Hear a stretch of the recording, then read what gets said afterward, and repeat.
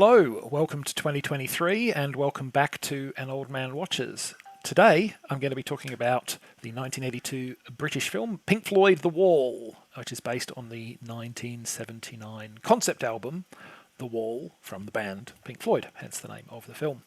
And in the movie we meet Pink. Pink is a depressed rock star sitting catatonic in his hotel room as his mind obsessively dwells on the events that have brought him to this moment. He remembers his early loss of his father, a casualty of the Second World War, and his unhappy childhood. His mother was paranoid and overprotective, and his schooling was oppressive, cruel, and nigh on abusive, frankly. Pink's mental image of his schooling is of faceless children being forced through a meat grinder, turned into sausage, basically. And his life doesn't seem to have become much happier as an adult. Pink's wife is a nagging harpy who is cheating on him, and he draws no joy from his financial success as an international rock star. He visualises every traumatic event in his life as bricks that are added to a wall that he is building around himself in an attempt to shut out the pain. But will finishing the wall give Pink the peace he so desperately desires, or will it simply signify the final collapse of his mental state? And if the latter, can he ever find a way to break free?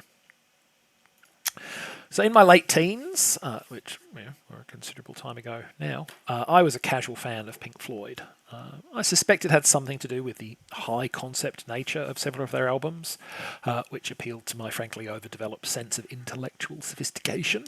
And perhaps the most famous of those albums was The Wall, which doubled down on the Floyd's usual cynicism and self-importance by being about the isolation and social maladjustment of a misunderstood, tormented genius. In other words, if ever an album was calculated to appeal to a bright but socially awkward teenager, this was it. Anyway, I initially saw the movie shortly after becoming familiar with the album, and I quite liked it at the time. Much later, I finally watched it again, and as you may well have come to suspect from the tone of my remarks, I was rather less impressed this time around. So the driving creative force behind the Wall album and the screenwriter of this movie was Roger Waters, and the life of the character Pink is largely based on Waters' own history.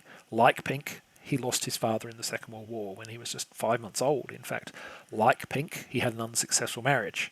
In fact, these days, he's on wife number 5. It's the absence of his father in his life that seems to have cut most deeply into Waters' psyche, however.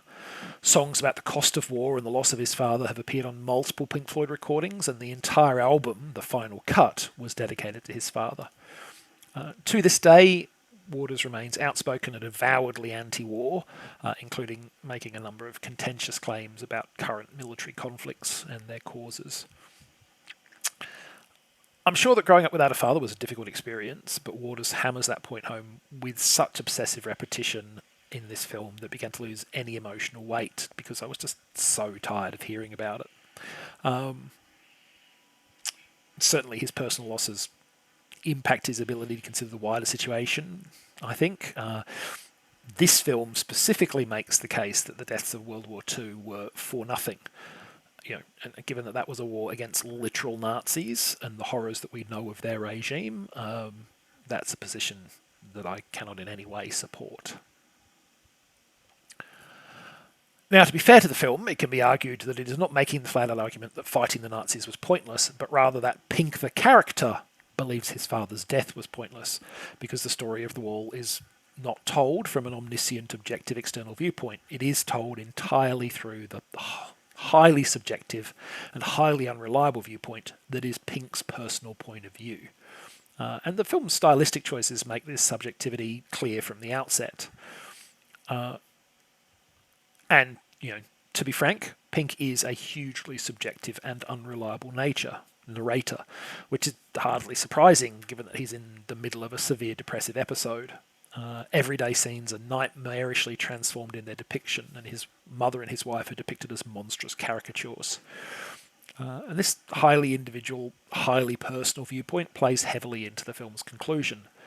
Pink, or at least some aspect of Pink's psyche, decides that it is time to tear down the wall. What the ultimate implications of that decision might be are not shown to us. Pink does not even appear on screen again afterwards. And in some respects, I don't think he can show up. He is a creation of the wall as much as the wall is a creation of his, and the end of one must mean the end of the other. Who or what emerges from the wreckage of the wall is no longer the Pink with whom we have experienced this movie. Now, depending on your personal preferences, the highly skewed viewpoint and enigmatic ending may be a feature or they may be a bug. Adjust your expectations accordingly. Now, in my opinion, the film's strongest element is its visuals. Having said that,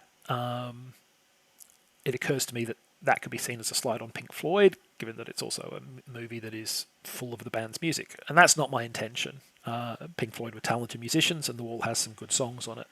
I do think the movie versions aren't always to the same standard as the original album, though.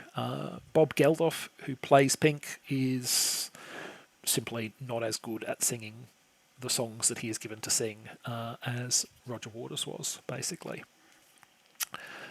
But at the end of the day, film is a primarily visual medium, and on this front, I think the movie does well. They made a decision to depict Pink's trauma via animated sequences, which were designed by the cartoonist Gerald Scarfe, and his depiction of grotesque teachers, marching hammers, and other warped and twisted designs certainly pack a punch. Their reliance on exaggerated or twisted imagery of sexual organs is perhaps a bit on the nose at times, but I think they're definitely the film's most memorable feature.